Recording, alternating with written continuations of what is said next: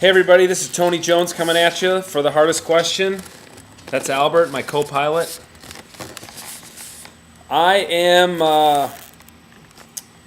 bringing you a video blog entry here to respond to Russell Rathbun's two posts on Year C, Ordinary 18.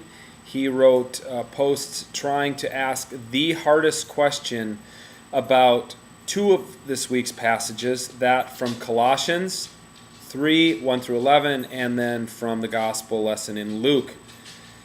So this is my my little bit about trying to unpack what he wrote and give a little spin on it. Russell, one of the things Russell notes about the Colossians passage, and I think it's just as true about the gospel passage in Luke, is that it's really fundamentally an ethical passage, and it lends itself to an ethical sermon. And I want to admit that I don't like giving ethical sermons, and I really don't like hearing ethical sermons. That's my own character flaw, but ethical sermons are not my thing. As Russell admits in his intro to the passage on Colossians, he would much rather preach narrative story from the Gospels than this kind of thing that Paul or the author of Colossians wrote about, basically about holiness, basically a list of, what not to do once you have been absorbed into a life of and with Christ. Russell makes this point that he thinks that we should read this passage descriptively instead of prescriptively. Surely that's not the way it's usually read. It's probably usually read prescriptively, like this is how to live. Don't do this. Don't fornicate. Don't be greedy. Don't have immoral thoughts and things of this nature. Russell says maybe actually this passage is descriptive about what has already happened in Christ. So because of what Christ did on the cross, we are no longer immoral. We're not filthy talkers. We don't fornicate and things of this nature. I think the key to that might be the very last verse in the passage, which is verse 11 in chapter 3 of Colossians. In that renewal, there is no longer Greek and Jew, circumcised and uncircumcised, barbarian, Scythian, slave and free, but Christ is all and in all. So, I suppose that could possibly be read to say that the renewal happens when we live in this way of holiness that Paul is laying out. But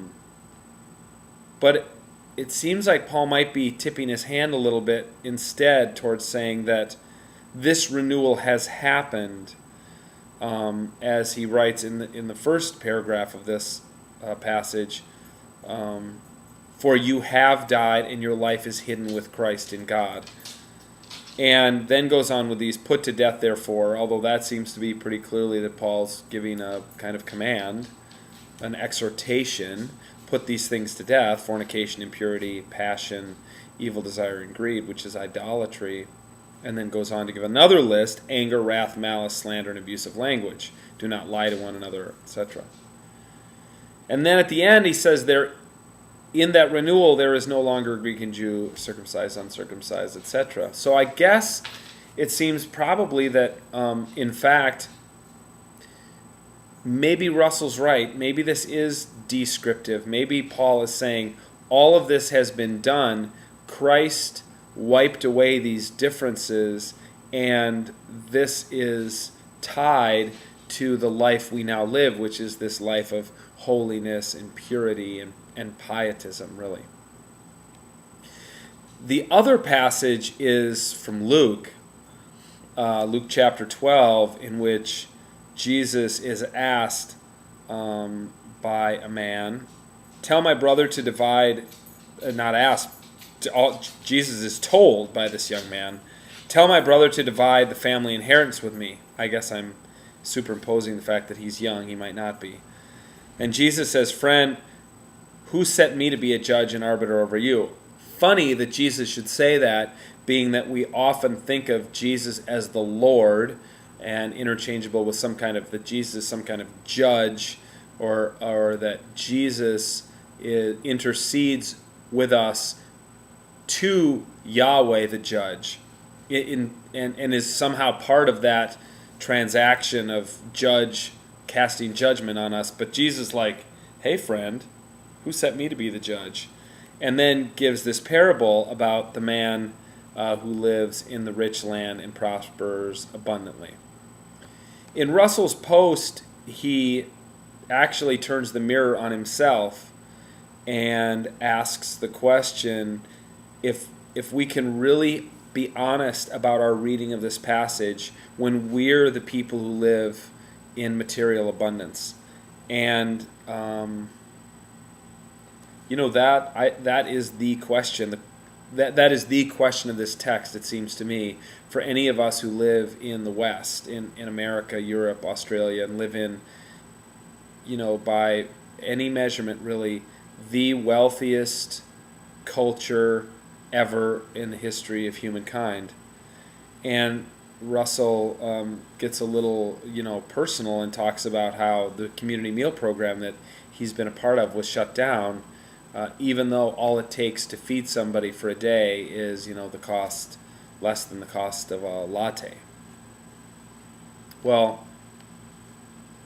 that is the hardest question. It may not be the hardest theological question.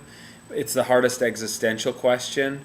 And I guess I would submit to those of you who are watching this and who are, intrigued by what we do with the hardest question, is it is the hardest question to preach.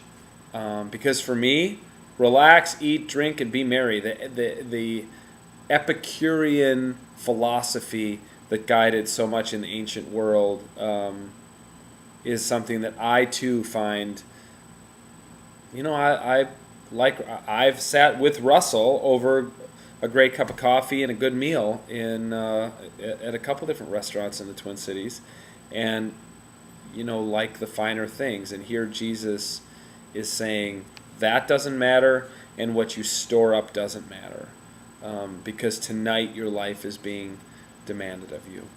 So I guess the hardest question for me in that passage is, as a preacher, how do I turn the mirror on myself and preach that honestly without the sermon becoming either self-serving or woe is me kind of passage? Jesus was obviously able to do that kind of thing because he very much lived it out. But I guess my question is, how do I preach that text and know that next week I'm going to climb up in the pulpit and I'm going to preach the next text in the lectionary cycle? So that's it. This is Tony Jones, and that's my shot at the hardest question for Year C, the Sunday Ordinary 18, the Epistle and Gospel Lessons. Thanks for watching.